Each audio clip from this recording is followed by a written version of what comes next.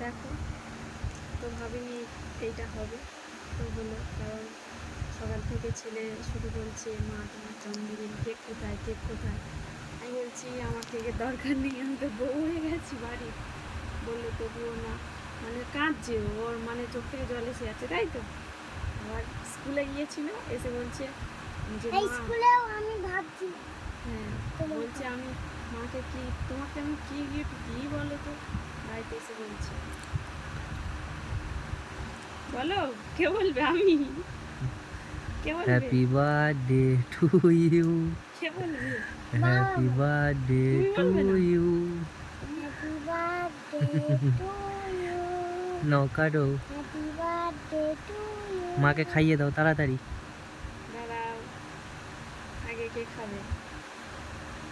আগে প্রথমে বাবাকে খাই।